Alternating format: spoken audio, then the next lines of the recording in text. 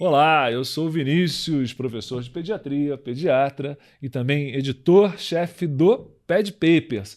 Hoje teremos mais um videocast com a doutora Sabrina, pediatra, homeopata também editora do Ped Papers. E hoje a gente vai falar, sabe de quê?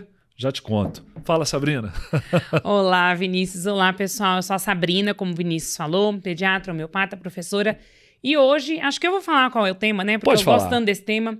Hoje nós vamos falar de amamentação, um tema que eu sou, assim, fascinada. Exato. E Sabrina tem não só a experiência do estudo, né? Por ser bastante dedicada ao tema, também tem a experiência pessoal, né? Já está na segunda amamentação, né? Sim, 1 ano e 4 meses. E continua lá firme, Continuamos firme. Isso aí. Então, a gente preparou aqui algumas perguntinhas, um roteiro, que vão nos ajudar também pensando no aluno que faz prova, né? Não só para o pediatra, e também para o pediatra da residência ou que está na ativa já, né? Então vamos lá. Começando com a seguinte pergunta. Essa é coisa de prova, né? Essa é de também prova. É da prática. Quais são as principais dificuldades no dia a dia em relação ao manejo da amamentação? Ou seja, quais são aqueles obstáculos, né? O Ministério da Saúde coloca lá alguns obstáculos. Sim. Né? O que você destacaria? Na verdade, agora que você mencionou, eu vou dividir em duas dificuldades aí de manejo. O relacionado à prova e o relacionado à prática. Perfeito. Né? Porque o relacionado à prova cai muito, tanto do Ministério quanto da Sociedade de Pediatria, né? A falta de informação, tanto da família quanto dos pais, a dificuldade de acesso, a dificuldade do posicionamento, que a gente tem que saber o posicionamento e a pega do bebê. Sim. Por outro lado, a gente sabe isso na teoria, mas para você, né, que já está aí na prática, você sabe, por exemplo, o bebê tem que estar com a boquinha aberta, posicionado na mama da mãe. Mas alguém te ensinou, por exemplo, que esse bebê tá lá mamando, escorrega, você tem que puxar o queixinho, fazer uma manobra, ensinar a mãe a fazer essa manobra para que ela mantenha a amamentação? Porque se esse bebê escorrega, causa fissura, a mãe tem dor e aí a mãe não quer mais amamentar? Então, eu acho que vem um pouco da teoria, ali das dificuldades da informação, da nossa formação. Certo. Eu fui aprender muitas coisas de amamentação depois que eu tive filhos e depois que eu tive dificuldade. Talvez se eu não tivesse dificuldade, na pele, né? Eu não teria aprendido. Exato. Né? Então, eu acho que cabe informar, tirar os mitos, né? A mãe, a família, a avó, vem com aquela história pra mãe, o leite é fraco. Sim, né? Famosa hipogalactia, né? Leite é fraco. O leite né? é fraco, o leite da mãe não sustenta. Ou na própria maternidade, vamos colocar um bico de silicone já que tá doendo. Aí a gente, né, desmorona tudo. Aí já começa bem errado. Então, eu acho que as dificuldades são tanto da família, que não tem o conhecimento e que fica ouvindo aquele monte de coisa. Nossa, esse bebê não tá ganhando peso. Meu primeiro filho não ganhava peso. Magrelo que só. Você imagina o que eu ouvia? Nossa, será que você não vai precisar de uma forma? E eu ali, firme e forte. Né? Quanto da parte profissional, da parte do residente, que às vezes não tem a experiência. Só fala pra mãe, colocar e mamar. E não é só colocar e mamar. A gente sabe que tem muitos empecilhos por aí, né? E você tocou num ponto muito interessante, que é essa coisa da família, né? Já atendi muitos pacientes no ambulatório que vinha a mãe e a avó, a mãe da mãe, né? A avó materna. E a avó falava, olha, doutor, na minha família ninguém consegue amamentar. Aí já vinha aquele contra, assim, sabe? Deixa eu pedir uma desculpa aqui. Desculpa, mãe. Mas a minha mãe falou exatamente isso. A minha mãe falou assim, nossa, quando eu tava grávida do meu primeiro filho, minha mãe falou assim, nossa, Sabrina, mas ninguém na nossa família já dá um consegue contra, amamentar. Aí vem aquela... Eu falava, pronto, desanima, vou ter né? dificuldade de amamentar. Desanima, né? Aí... Veio o Enzo, que teve linguinha presa, fez cirurgia, passou por translactação, enfim, um monte de transtornos. Quando ele estava perto de 1 ano, eu participei na Prefeitura de São Paulo na semana de aleitamento materno para contar a minha história, né? Legal, a minha visão como pediatra. E minha mãe foi junto. Né? E nesse meio tempo, minha irmã teve gêmeas, que também foram amamentadas exclusivamente. Caramba, isso Aí depois de um tempo, minha mãe falou, nossa, como pode? Ninguém tinha leite na nossa família, mas você e a sua irmã tem bastante leite. Mas eu acho que essa é a evolução natural, né? Os filhos têm que superar os pais, não é isso? Pois é, minha mãe ficou impressionada, porque ela sempre falava, e assim, eu não só amamentei, como eu tirei leite, eu voltei a trabalhar com 3 meses e 20 dias. Né? No primeiro posto que eu trabalhava, eu saí um pouquinho antes, porque eu estava com restrição de crescimento do Enzo, E eu mantinha o Enzo com leite materno ordenhado. Mas você voltou a trabalhar com 3 meses e meio, é isso? 3 meses e 20 dias dele. E 20 dias, quase 4 meses. Mas você conseguiu manter o aleitamento exclusivo mesmo trabalhando, não? Até 6 meses. Caramba! E complementado até 2 anos ou mais, no caso do Enzo, 2 anos e 4 meses. Assim, eu posso me classificar como um amigo do peito, mas eu não sou fanático do peito. Eu mudei um pouquinho, eu era um pouco mais fanático antes de ter filho. Depois que eu tive a primeira filha, ela teve muita dificuldade de amamentar. E eu ficava com a minha mulher, não, tem que amamentar. Coitada, e ela perdendo peso, ela chorava sem parar. E eu, não, mas não tá tão ruim assim, caiu só um percentil. E isso de fato acontece, né? Eu acho que a maioria das mulheres consegue amamentar muito bem, mas se não está conseguindo, tem o outro lado também. Tem o outro lado. Às vezes tem que acrescentar uma fórmula, não tem muito caminho. Tem que acrescentar, e eu acho que cabe ao pediatra, ao residente. Ter a sensibilidade. Né? Ao aluno que está lá na faculdade, que encontra no ambulatório, ter a sensibilidade de dizer, tá tudo bem. Né? A fórmula existe para isso. Exato. A fórmula ela tem como padrão ouro leite materno. Sim. Mas ela perfeito. tem os nutrientes necessários. Lógico, a gente não tem a parte de anticorpos, né? Isso. As doenças maternas, as não imunoglobulinas, a gente não tem. Mas as fórmulas modernas, né? Hoje em dia nós temos fórmulas com a DHA, ARA. Uma série de suplementos. Uma série de suplementos para o desenvolvimento cognitivo. Eu tive algumas situações assim de experimentar algumas fórmulas novas, que eu vi o cocô do bebê assim no consultório e falei, gente, é cocô de leite materno. De tão bom que ficou ali o parâmetro, né? Então, eu acho que cabe também a gente dar um alívio para aquela mãe que, ó, tá tudo bem. Ela não é tem isso que se que te sentir faz culpada, né? mais ou menos mãe. Lógico.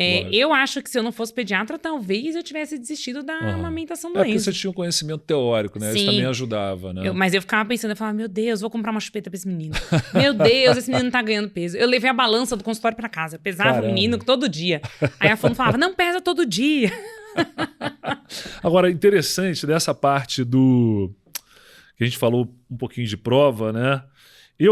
De tanto ver questão de amamentação, de aleitamento, tem um macetinho lá, um cat jump, né? O pulo do gato, que é o seguinte, a história da pega, né? Sim. Toda questão de prova, de aleitamento, tem 2 regras básicas. Primeiro, nunca troque o aleitamento materno por fórmula, pelo menos na prova, jamais. Nunca. E outro, o caminho da resposta certa vai pela pega, né? Perfeito. Vai pela pega. Perfeito. Aí na vida prática a gente muda um pouquinho. Sim. A pega é fundamental. Sim. Se esse bebê não pegar direito, essa mãe vai ter fissura, vai ter mastite, vai ter leite empedrado, vai sofrer. Né? Agora, a fórmula, às vezes a gente precisa. Sim. Né? Contei mesmo pra você, a gente tava conversando aqui. Às vezes o bebezinho chega, perdeu muito peso, tá com dificuldade, a gente precisa complementar. Se esse bebê vai seguir com a fórmula ou não, isso a gente vai ver no acompanhamento. Né? Exato. E esse lance da pega... há alguns anos, né? O Ministério da Saúde acabou publicando assim aquelas 4 regrinhas para boa pega. Para boa pega, para bom posicionamento. Exato. Mas como a pega cai muito, eu até criei uma mnemônica que é assim... Me conta que eu não sei. De cima para baixo, a areola aparecendo na parte superior, depois a boca bem aberta, depois o lábio inferior voltado para baixo, depois o queixo tocando a mão. Você vai de cima para baixo. Aí vai na pega. Perfeito. Gostei. Gostou? Gostei. Mas olha só, você falou da sua experiência, né, pessoal, e você citou aí rapidamente que seu filho tinha língua presa, anquiloglossia, e essa é uma das perguntas que a gente tem aqui, né? Em relação a essa língua presa, anquiloglossia, o tratamento sempre é obrigatório? Sabrina, como é que foi a tua experiência em relação a isso? Então, tratamento cirúrgico nem sempre é obrigatório. Certo. Né? Embora nas provas não costumam cair a escala, que a gente tem um protocolo de Bristol, que é onde a gente avalia ali a linguinha desse bebê, para ver se essa língua se eleva, se essa língua... Aliás, a dica... na prática, é ver se o bebê põe a língua pra fora. Legal. Porque muitas vezes você não sabe avaliar se aquele freio é preso ou não. Não faz aquele coraçãozinho clássico. Quando vê o coraçãozinho, todo mundo vê. Nasceu, o obstetra pega e fala, tem língua presa. Né? Mas quando não é dessa forma, é difícil. Então, na prática, você vê que o bebê não põe a língua pra fora, você já desconfia. Né? E na prova, na teoria, a gente tem o protocolo de Bristol, que a gente tem os desenhinhos, a gente vai pontuando e tem uma escala de 0 a 8. Certo. Né? Então, a gente pode ter uma anquiloglossia que a gente fala grave, menor que 3, tem o 4 a 5 duvidoso. E essa seria cirúrgica? E essa seria... Então, mesmo a grave, depende. O protocolo do Ministério da Saúde em relação à anquiloglossia fala pra gente reavaliar. Pra gente ter a intervenção com a fono, né? Do posicionamento da pega, esses pontos da pega que você falou é fundamental, né? E ver como a gente consegue ajudar a mãe, porque se a língua tá presa, ele não abre tanta boca. É verdade. Né? Então, como a gente consegue ajudar, tentar estabelecer a amamentação e reavaliar esse freio novamente. Aliás, tem aquele teste da linguinha que até hoje é uma polêmica, né? Porque a Sociedade de Pediatria não encampou porque... o pediatra foi colocar de lado, né? Pois é. O pediatra foi colocar de lado. Eu nunca vi, vou te dizer, uma prova que tenha caído isso. Porque a sociedade entrou com uma, entre aspas, uma ação contra, né, a determinação do Ministério da Saúde. Isso devia ser ensinado por pediatra. Exato. Eu acho que não é que o pediatra ou a sociedade, né, se colocando como representante do pediatra, não é que ela seja contra a avaliação da anquiloglossia. Ela não acha que isso seja função exclusiva da fono. A fono participa, certamente, como você falou. Mas porque o manejo, a gente pode diagnosticar, mas quem vai manejar as manobras que vão ser feitas ali na função... E se esse bebê tiver indicação de soltar a língua, ele precisa de fono depois. Porque essa língua vai ser solta, será que essa língua vai funcionar adequadamente? Então, eu acho que até é um acompanhamento falar, né? multidisciplinar. Na verdade, a anquiloglossia, como meu filho teve, eu estudei bastante isso, as pessoas ficam preocupadas na amamentação, na fala, só que tem crianças que não deglutem adequadamente na introdução alimentar por causa do grau de língua presa. Porque não consegue fazer o movimento da língua para levar o bolo alimentar. Aí aquela criança que parece que tem o reflexo de protusão da língua com frequência, que fica cuspindo os alimentos, mas é que ela não consegue engolir. Ela não faz o movimento, aí ela bota para fora. Não pode ficar dentro da boca, né? Não ou pode, vai para dentro ou para fora. Pois é. Mas o seu filho operou a anquiloglossia? Meu filho operou porque ele não ganhava peso. Então, com 14 dias, a gente optou. Agora, coincidentemente, ele e a minha filha tinham a mesma nota. Na escala lá no protocolo de Bristol, de anquiloglossia, os dois tiveram a mesma nota. Mas o seu filho operou e sua filha não? E a minha filha não.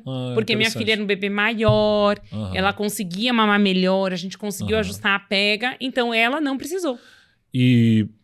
Ela tem um grau moderado, então, de moderado, mas o que acontece? A amamentação, como a gente conseguiu manter, ela acaba sendo um exercício para esses casos moderados, para evoluir, para soltar a língua. Então, hoje em dia, tá com a língua solta.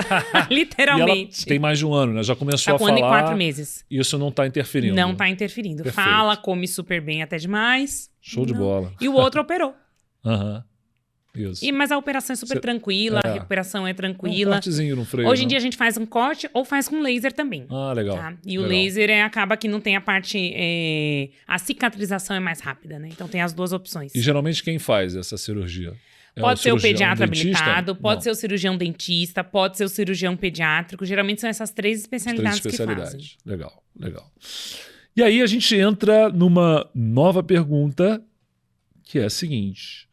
Doenças que contraindicam o aleitamento materno, né? Quais são as doenças que contraindicam o aleitamento materno? Isso é polêmica. É muito Isso polêmica. É muito importante, né? Porque é muito comum a mãe ser impedida de amamentar por alguma doença. Tá? A mãe tá com diarreia, não pode amamentar. Não tem isso. Tem doenças principais que a gente tem que lembrar que realmente é contraindicado. Na verdade, a primeira contraindicada a nível Brasil, tá? HIV e HTLV no Brasil é totalmente contraindicado. Fora, alguns documentos já dizem que dependendo da carga viral da mãe, a gente poderia liberar o aleitamento. Então, HIV, HTLV, hepatite, depende qual hepatite, né? Hepatite A, que geralmente vai dar um quadro aí de virose e diarreia, tá liberado, né? Agora, se for hepatite B, tem que ter a profilaxia, tem que ter vacina e imunoglobulina. Agora, se for hepatite C, aí é uma polêmica, né? Porque diz assim, o vírus não passa pelo leite. Mas a gente não tem estudos de que realmente não tem nenhum perigo, mas a gente deve incentivar, não é uma contraindicação absoluta, né? Então a gente tem que pensar assim, no que é absoluto. HIV e HTLV no Brasil é absoluto. Mãe com doença grave. Sim. Né? Aí, na questão da prova, a gente vai sempre priorizar. Nunca caiu assim, mas, gente, se algum dia cair a mãe tá lá, entubada, sepse por meningococo, né? Não vai amamentar. Aí chega lá o pediatra, dá licença, eu vim trazer aqui. Então, eu vim trazer aqui pra amamentar, então não tem como, né? Vamos ordenhar o leite da mãe pra dar nesse bebê? Não tem como. Doença grave não tem como. Então, eu acho que tem que pensar sempre no da psicose, né? Da psicose, o risco materna. em relação ao bebê. Exato. Eu já atendi no consultório. Há muitos anos atrás, no início do consultório, eu não sabia, assim, eu fiquei até meio desconcertada. Eu lembro, assim, dessa cena e a mãe falando assim, se eu amamentar, eu tenho vontade de jogar meu bebê. Ela falou pra mim, eu tenho vontade de jogar meu bebê pra longe. Aí eu falei, opa... Aí já me deu Mas ela estava sozinha ou não? Desespero. Não, estava com o marido junto, sim, né? Sim. E aí, depois eu conversei só com o marido. E no caso dela, eu tirei o aleitamento. Sim. A gente deu fórmula, era a avó, a mãe não ficava sozinha com a criança. Já teve casos também, quando eu trabalhava no posto, de mães que já faziam tratamentos psiquiátricos por esquizofrenia. Sim. E aí a gente tem que ter todo aquele acompanhamento. Uma doença mental grave. Uma doença mental grave, uma doença infecciosa grave. HIV e HTLV... Isso tem que lembrar sempre. O restante depende de muita coisa. Tuberculose. Depende se a mãe tá tratando, se não tá tratando. Então, se iniciou o tratamento. Tratando, né? Em geral tá tratando, não usa tem contraindicação, máscara, usa BR máscara. Positivo, né? Então, é bom ressaltar que nem sempre, né? Tá sempre pro mais do aleitamento. Sempre a gente vai pensar no aleitamento igual na prova, do que pro menos. Sim, são poucas as situações que realmente a gente vai contraindicar, né? Olha que interessante. Eu recebi uma dúvida de aluno recentemente.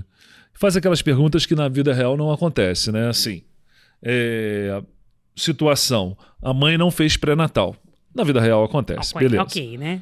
Aí a criança nasce, ela não fez pré-natal, e aí pedem um teste rápido para HIV e a mãe quer amamentar antes do teste. E aí ele marcou que tinha que esperar o teste para poder liberar. Mas não é assim que o Ministério da Saúde fala. Fala que pode liberar até ter o teste. Mas assim, aí teve o teste, tira. Pois Se deu positivo, tira. Mas já recebi uma dúvida semelhante. Exato. Está lá no Ministério da Saúde. Pela lógica, você pensar, vai esperar, até porque assim, na vida real, o teste rápido ele demora minutos, não é? Pois é. Pô, então, para que você vai liberar? Vai expor o risco dessa criança. Se você vai saber desse teste rápido, Mas né? é isso que cabe, né, para quem ainda está fazendo prova. Lembrar de quem está fazendo prova tem que seguir o que está escrito. Exato. O que está escrito ali no manual do Ministério. Não tem jeito. Nem sempre é igual à prática. Então ali você vai dar o peito e se a mãe está com HIV? Espera, né? Complementa com uma fórmula temporariamente, se acontecer alguma coisa que demorar a sair o teste, e depois libera. Né? Mas na prática... é diferente. É porque não tem muita lógica, né? Se você pedir um teste rápido, você vai ter o teste imediatamente, né? Exato. E eu acho que na prática as pessoas esperam, né? Eu acho que elas esperam. Mas é isso, é o que está escrito lá no manual do Ministério. A gente tem que seguir. Nem sempre é o que a gente acha, assim, na prática mais adequado. Exato. Mas na prova, eu falo, na prova sigam o que está escrito. É onde a gente tem referência, né, para fazer um recurso, se uma questão sair ali da linha, né? Não tem como pedir um recurso sem estar escrito. Né? Exato. Agora, o que está escrito está ali. Exato. O manual do Ministério é isso? Então, pronto. Então, ó, pessoal, se vier essa pergunta, mãe não fez pré-natal, a gente está esperando o teste rápido. Nesse intervalo, ela pode amamentar pelo Ministério da Saúde? Pode. Pode. Quando chegar o teste, você toma outra decisão, se for Deu o caso. positivo, não pode mais. Aí não pode mais. E aí o governo, o Ministério da Saúde, libera leite fórmula para essa mãe. Sim, com certeza. Do bebê HIV positivo. Isso é uma coisa que... Um parênteses aí à parte da nossa conversa, o trabalho no Brasil em relação ao HIV é muito bom. É muito seja bom. Em adulto, é muito bom. O segmento, o suporte, é elogiado. É muito bom. Tratamento do paciente com HIV, vivendo com HIV, né? Que agora preferem dessa forma. E o PNI, a vacinação. A vacinação é maravilhosa. A gente está muito à frente dos outros, né?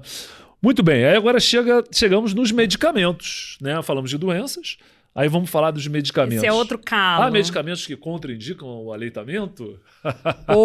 Pouquíssimos. Pouquíssimos, verdade. E aí a gente embate de novo na prática e na teoria, né? Na prática, as coitadas das mães que estão amamentando não pode fazer um tratamento de canal, de dente, porque não pode tomar. Não pode tomar remédio, não pode tomar antibiótico, mas não é bem assim, né? A gente tem categorias, né, para classificar. Então, a gente tem os medicamentos que são compatíveis, né? Os possivelmente compatíveis, os possivelmente perigosos e os perigosos. Os perigosos é que são os grandes problemas. Aí, os perigosos que são os problemas. E perigosos, geralmente, são poucas medicações e quimioterapia. Sim.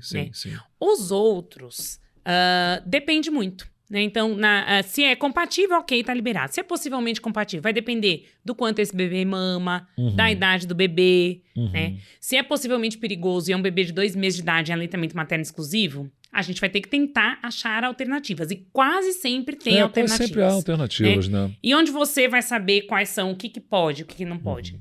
Tem manual do Ministério da Saúde, tem lá drogas e aleitamento materno. Então, você pesquisa lá as drogas, né? Tem documento da Sociedade de Pediatria, tem sites também internacionais, né? Como Elactância, que é um site público, e que tem fontes variáveis lá, confiáveis, de diversos lugares, até em relação à ingestão do álcool. Pode tomar álcool e amamentar, né? Pode usar tal medicamento. Então, você consegue ter uma referência. E isso vale não só para você que vai fazer a pediatria, para você que vai fazer outra especialidade, né? Se você é um cardio, se você é um neuro, você vai passar a medicação para a mãe, não custa nada olhar ali, né? Sem dúvida. E falar, esse medicamento tá ok, e não deixar a mãe desesperada que vai ter que tirar do peito. Né? Exato. E é fácil de consultar, né? Você tem uma lista lá, né? De medicamentos e amamentação. Você deixa salvo ali. Eu, hoje em dia, no consultório é mais fácil, né? Mas quando eu tava no posto de saúde, eu já tinha um documento lá salvo, já imprimi com todas as listas. Porque aí a mãe chegava e falava, ai, doutora, posso tomar isso, posso tomar isso. Acabou de sair do dentista. Eu, esse aqui pode. Pode. Né? Ou então troca por outro. Não vai tirar a amamentação, porque a mãe tem que tomar amoxicilina, cefalexina, clavulim, pelo amor de Deus. Não vai. E acontece, viu? Ainda acontece. Ainda acontece, infelizmente. Fogo.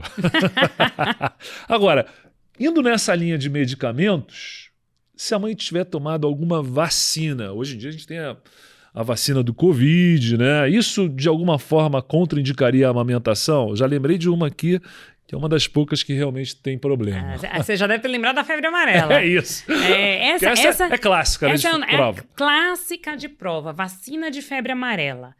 Né? A mãe pode tomar? Depende. Depende da idade do bebê que ela está amamentando.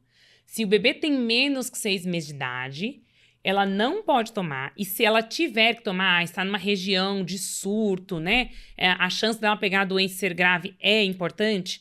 Então, ela tem que suspender por 10 dias a amamentação. Agora, se o bebê tem mais que 6 meses, a mãe pode tomar. E aí vem outra dúvida, que às vezes eles me perguntam. A mãe o bebê tem mais de 6 meses, né? A mãe tá amamentando, a mãe pode tomar e o bebê pode tomar também? Sim, pode tomar, porque a gente não sabe o quanto de anticorpos passa para esse bebê. Lógico. Agora, Covid, nem Covid doença, nem vacina de Covid contraindica a amamentação. Na verdade, das vacinas do calendário do PNI, só mesmo a febre amarela, que a gente tem que ter essa ressalva, né? E pesar se cair numa questão de prova, mora numa região que tá tendo surto de febre amarela, a gente vai ter que pesar o risco-benefício. Lógico. E esse lance do Covid, né?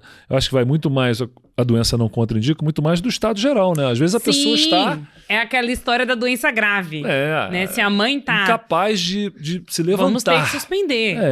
Não tem jeito. A gente tem que ter o bom senso, né? Daquilo que eu tenho na minha cabeça. Eu sou amigos do peito, mas não sou fanáticos do peito. louco. Mas é fundamental a gente Mas eu acho que equilíbrio é isso. Sim, sem dúvida. É isso, e orientar corretamente a mãe, e para não tirar um leite. Inclusive, por exemplo, já aconteceu de mães terem amamentação suspensa, e você às vezes está trabalhando com uma população de baixa renda, ela não tem dinheiro para comprar uma fórmula adequada, tirou o seu filho do peito e aí vai ter que dar uma alimentação inadequada. Vai ter que dar um leite de vaca antes da hora, né? Ou nem isso, vai introduzir os alimentos antes da hora. Agora, uma coisa, por exemplo, vamos imaginar a seguinte situação hipotética. A mãe vai precisar tomar vacina contra a febre amarela, a criança tem 3 meses, está em aleitamento exclusivo e a gente vai programar uma suspensão de 10 dias. Em relação a banco de leite, aqui em São Paulo, por exemplo, é fácil esse acesso ou acaba indo pela fórmula mesmo? Não é fácil. O que poderia ser feito? Né? Hipoteticamente, ele sugere, né? Vá ao banco de leite, como se fosse simples, né? Olha, hipoteticamente, eu sei porque eu fui doadora do banco de leite. Atualmente eu não dou porque eu não tiro mais. Aí ele só mama quando está comigo. Então, hipoteticamente, essa mãe poderia tirar o leite em casa, né? Como o leite tem duração de 15 dias, ela poderia tirar o leite em casa antes dessa vacina, sim. armazenar, Sim. dar para o seu filho e depois voltar a amamentar. Mas o banco de leite a gente só consegue doar. Ele utiliza nas crianças internadas na UTI neonatal. A gente não consegue... Porque esse não tem leite tanto volume, né? Não tem tanto volume. A baixa de leite materno é importante. E por isso que uma das coisas da gente estar envolvido com aleitamento é incentivar a doação do leite materno, principalmente no início. Sim. Porque quando a mãe tem apojadura, sobra leite, né? Aquele período que às vezes vaza, né? E aí você consegue doar. Eu doava muito leite. Né? Hoje em dia que ela tem 1 ano e 4, ela mama só quando está comigo, então eu não tiro mais leite com frequência. E como é que é a dinâmica assim? Vamos imaginar alguém que esteja amamentando. Como é que é simples doar leite ou dá trabalho? Porque aquelas coisas que você tem que fazer de doar e que dá trabalho, as pessoas vão na tua casa, como é que funciona isso? Vai em casa. Aqui em São Paulo... Como é que você faz? Aqui em São Paulo, uma coisa prática. Aqui em São Paulo eles vão em casa. Você se inscreve no programa? Você se inscreve, você liga no pela banco internet, de leite. Eu liguei pelo telefone, pela internet não tá tão rápido, tão avançado. Então, como que eu fiz com a Elis? Eu liguei, porque no começo já estava sobrando muito leite. Certo. E eu aprendi com um professor meu que o legal, se a mãe vai voltar a trabalhar e quer manter a amamentação, o ideal é que ela tire leite desde o início. Pra ela se habituar. Porque inicialmente ela doa esse leite, e quando ela tiver que guardar pro filho dela... Mas ela doa pra ela mesma. Não, ela doa pra ela mesma, exato. Então eu liguei no banco de leite, o banco de leite foi na minha casa, eles fazem os exames na minha casa. Eles levam os potes, no início eu já tinha potes, mas depois eles trocam. Que eles fazem? Eles escolhem as sorologias, pra saber se tá tudo ok, né? Mais uma vez só, né? Mais uma vez só no início da doação.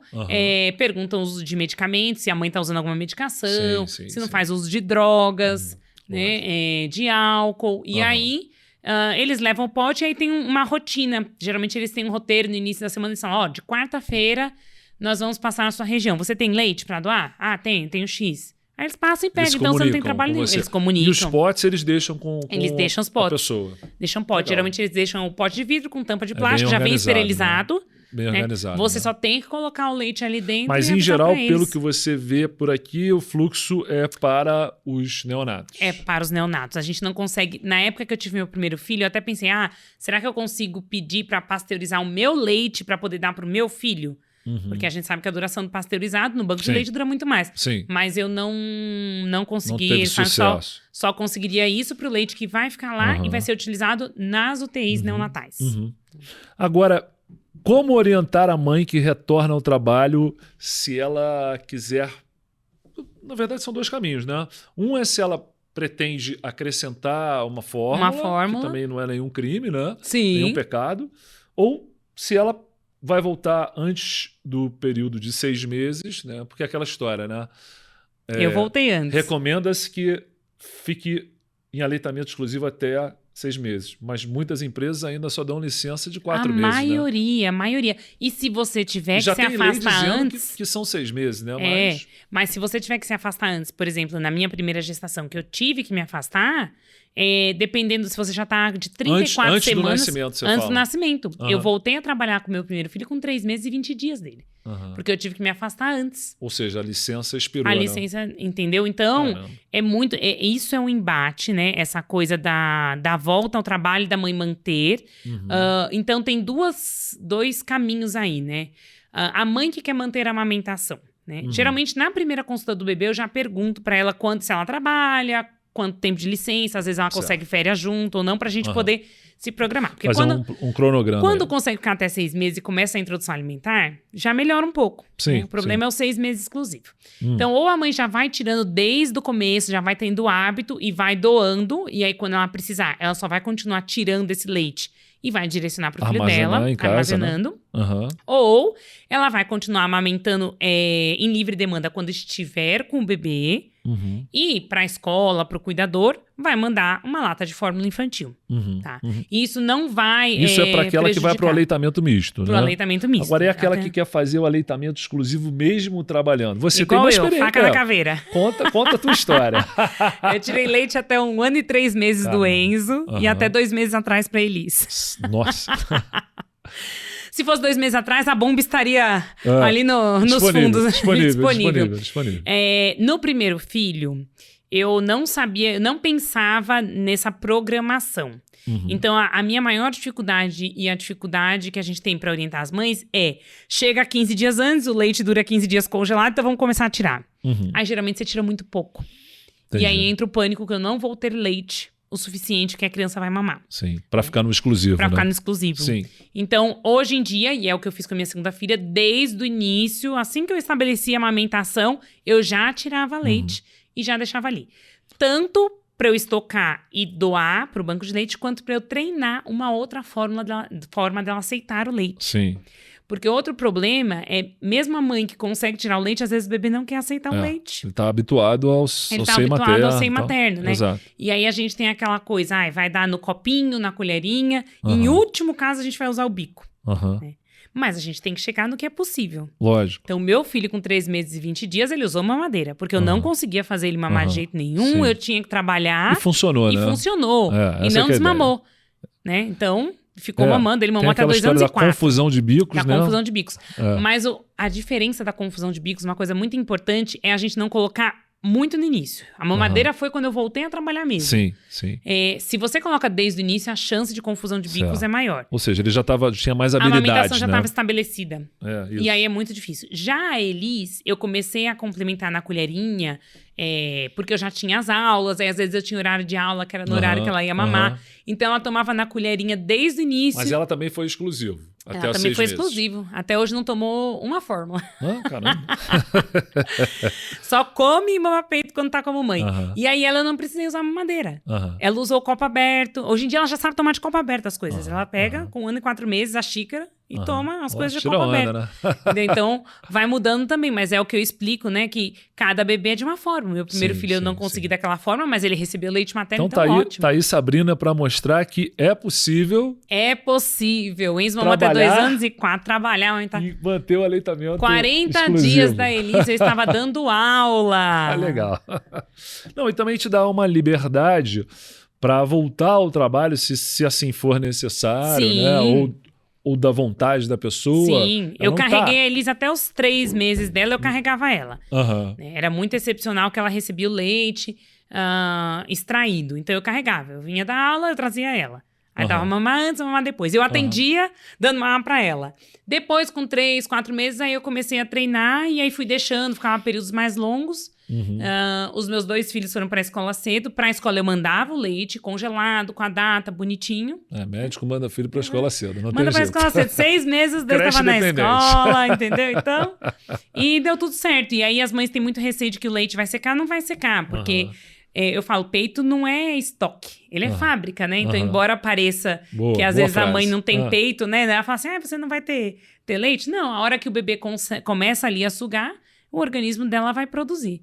Então, não tem estresse. É isso. Agora, pergunta polêmica, né? Polêmica, meu Deus. A chupeta. E se a mãe que amamenta quiser dar chupeta para a criança?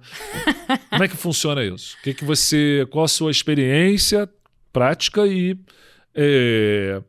com os pacientes. Por exemplo, eu vou te dizer em relação à minha família. A minha filha nunca quis chupeta. Mas era um horror de chorar, né? O meu filho, assim que ele saiu da maternidade, ele botou chupeta. Você já pôs a chupeta. E também não chorava. Mas para tirar a chupeta depois foi complicado. Então, com 3 anos ele já estava bicudo, eu costumo né? dizer uma coisa. Outra frase que eu tenho a gente dá a chupeta para tampar um choro. Uma hora a gente vai ter que ouvir o choro. Não vai ter jeito. Então, esse é um problema. E aí... Mas em relação à amamentação e à chupeta, essa polêmica. Então, a gente tem até um documento da Sociedade de Pediatria, né? Que ele conclui que a chupeta é uma desvantagem ao aleitamento materno e está relacionado a índices de desmame precoce, né? Certo. No Brasil, a meta da OMS é que a gente tenha de 70% a 80% das crianças até 1, 2 anos de idade mamando. E no Brasil, perto dos 2 anos, a gente tem 35%. Né? Então, um dos fatos é a chupeta, porque causa confusão de bico, o bebê não mama adequadamente, e aí acaba diminuindo a produção materna, ou ele larga. Né? Isso, então, na teoria, você é a favor ou contra da chupeta? Eu falo, se a Sociedade de Pediatria diz que não é pra gente dar, que vai atrapalhar a amamentação. Se o objetivo é a amamentação, não vai ajudar. Agora, na prática, né? A gente que tá ali no dia a dia, eu falo, depende. Depende qual briga você quer comprar, né? Exato. Você tem que pensar que se você vai colocar, se você conseguir tirar antes da dentição nascer, ajuda mais. Né? Porque a gente não vai ter tanta interferência ali no desenvolvimento dos dentes. Mas será que é possível aguentar? Né? Qual que é a dinâmica daquela família? A mãe tem alguém que ajuda? Pois é. Eu quase dei chupeta pro Enzo quando ele tava com 4 meses. Mas eu pensava assim, eu vou comprar, mas eu não conseguia. É criança maior, é difícil. Não costuma pegar. O que pegar. acontece muito é assim, saiu da maternidade já com a chupeta. E aí eu tenho pacientes que chuparam chupeta a vida toda, mamaram o peito a vida toda até o desmame e não aconteceu nada. Como eu já tive pacientes que chegam com 3, 4 meses, a mãe começa a reduzir a produção porque o bebezinho não tá mamando adequadamente, começa a perder peso e desmamou. E tava na chupeta, né? E tava na chupeta. E nem tem como dizer que foi a chupeta, e não né? tem difícil, como dizer, entendeu? Então, assim, eu acho que é... Continua controverso, né? Continua controverso. Eu não quis sofrer, assim, o risco do desmame precoce, porque eu queria amamentar. Há trabalhos mostrando que a chupeta é uma desvantagem, o que não impede que a pessoa amamente, né? Eu acho que é um pouco por aí, né? Por outro lado, tem os estudos de morte súbita do lactente, né? Que coloca a chupeta como fator protetor. É porque ela segura a língua, né? Porque quase ela uma segura guedel a língua, ali, né? Exatamente. Exatamente. Por aí também. Mas aí pensa bem, se você usar a chupeta com paninho, já não pode no berço. Porque aí o paninho já é fator de risco, não pode ter nada tem que ser só solto no berço. Então é muito polêmico, né? A medicina não é matemática, a pediatria, então... Nem se fala. E a gente vai finalizar com uma pergunta bem interessante, né? Em relação ao aleitamento. O que a gente aprende na faculdade, você considera que é suficiente para a amamentação? Já sei a resposta.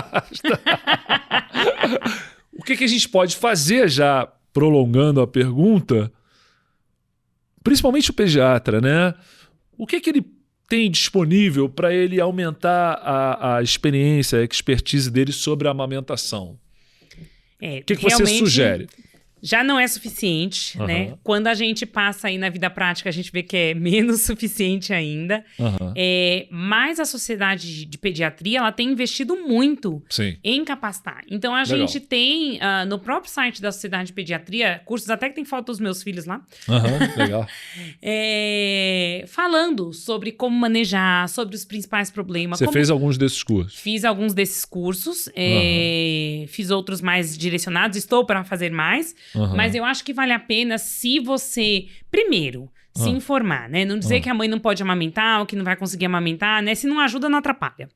Mas segundo, se você quer mesmo atuar nesse campo, quer saber disso, tem como estudar. A Sociedade de Pediatria tem diversos cursos, né? Dizendo desde o teste da linguinha, né? Como você avalia o teste da linguinha, como que você avalia o engurgitamento mamário, que você considera de uma qualidade boa os cursos? Eu acho que uma qualidade boa. Você acha que aprende bem ali? São com profissionais que são específicos ali da amamentação. Tem professores meus que eu tive na pós de homeopatia, mas que trabalham com amamentação. Legal. A Fono, que foi do Enzo, também tá nessa coisa do Ministério da Saúde. O Ministério da Saúde tem feito cursos de capacitação.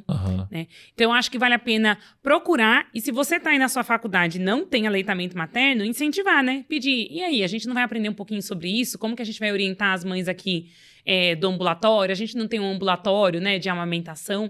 Eu tive uma palhinha, tá? Na minha residência, eu tinha um professor, que eu nunca esqueço, que ele era... Blaster, fã da amamentação. Legal. Né? Mas era um período muito curto que a gente passava com ele. E aí você só via naquele momento e não me deu a base que eu tenho hoje. Isso é algo que você recomendaria para quem quer se aprofundar no assunto? A SBP é um bom caminho. É um bom caminho. Tem vários cursos gratuitos lá. Legal. Que você consegue tanto como que é a fisiologia da amamentação, como que funciona, pra você não dizer que o bebê tá chupetando a coitada da mãe. Eu falo, quem veio primeiro, chupeta ou peito? Ele tá peitolando a chupeta, porque Deus criou o peito primeiro. Mas, então, tanto a fisiologia quanto o direcionamento da pega, do posicionamento que a gente falou, os principais problemas, né? O que fazer com a mãe que não ganha peso. E a mãe que tem prótese de silicone? Dá pra amamentar? Sim ou não? Dá pra amamentar? Muitas vezes dá. Depende do tipo da prótese. Depende do quanto foi colocado, do quanto ali foi rompido de ductos. Né? Então, eu tenho mães que têm silicone e amamentam. uma retirada de mama, né? E também tem uma paciente que tem a cirurgia de correção de tamanho, né? Tem. Eu tenho uma paciente que teve uma hipogalactose lá, que a gente fala, e um peito dela era muito menor que o outro. Ela amamentou em um peito só, até 2 anos. Deu tudo certo. Caramba. Eu ficava impressionada. Então, assim, a gente tem meios aí, e eu acho que vale a pena, por quê?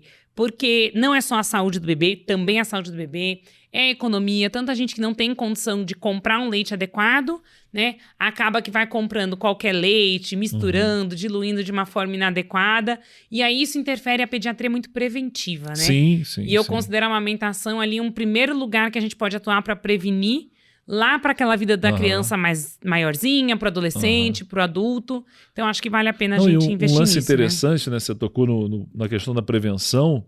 Na época que eu fazia ambulatório, eu me lembro que as crianças, os lactentes, né?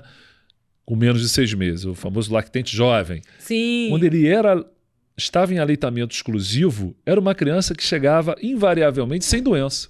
Sem doença. Sem doença na puericultura. Mas você sabe Enquanto que eu vejo os outros tinham várias reflexo. queixas de doença, diarreia, Pois febre. Eram crianças que passavam 6 meses sem ter uma intercorrência. Era impressionante, né? É aquela consulta que você fala, nossa, é tranquilo, tá no peito, não precisa trocar leite. Hoje é bate-papo. Entendeu? Mas você sabe que eu vejo isso no reflexo, por exemplo, no meu filho que tem 5 anos, comparado assim com os coleguinhas da escola, eles ficam doentes, mas eu vejo que é uma recuperação muito rápida, né?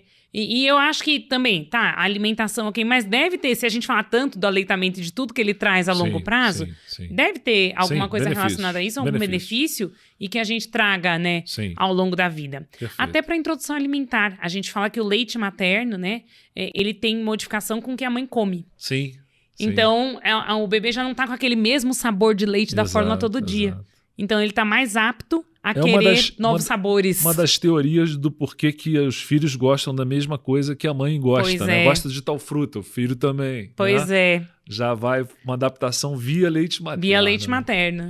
Mas é isso. Conversa muito boa aqui com a Sabrina. Pessoal, a gente vai se despedir. Espero que vocês tenham gostado muito, eu adorei. E a gente se vê em outros podcasts. Fala, Sabrina. Com certeza. Até mais, gente. Tchau, tchau.